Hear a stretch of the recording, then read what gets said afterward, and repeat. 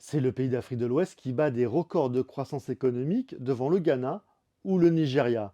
Alors comment la Côte d'Ivoire est devenue la locomotive économique de la région? Ponts, routes, métros, terminaux pétroliers, ports, nouveaux stades, les chantiers se multiplient de Bouaké à Abidjan. Le taux de chômage est au plus bas, 5%. Aujourd'hui, plus de 70% des foyers ivoiriens ont accès à l'électricité. Il y a 10 ans, c'était un peu moins de 50%. Alors, le moteur de la croissance ivoirienne, je dirais qu'il est double.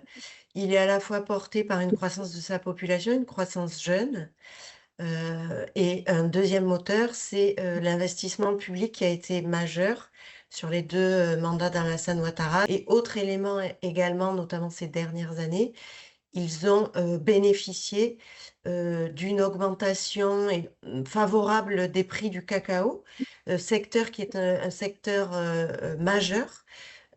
Le prix Borché en garantie du cacao bien séché alors est fixé à 2800 francs le kilogramme.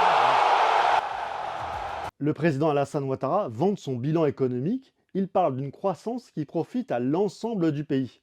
Mais est-ce vraiment le cas? Si on regarde au niveau régional, il y a des régions, qui bénéficient moins de cette croissance, notamment des régions, heu, plus rurales, à l'est, par exemple, et puis également des classes de la population, notamment, les jeunes, les femmes. Autre exemple, on voit qu'Abidjan, reste, un moteur de la croissance en Côte d'Ivoire.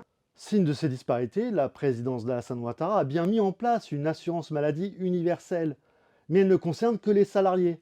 Plus de 80% des travailleuses et des travailleurs ivoiriens vivent de petits boulots non déclarés. Ils n'ont donc pas accès à ces soins gratuits.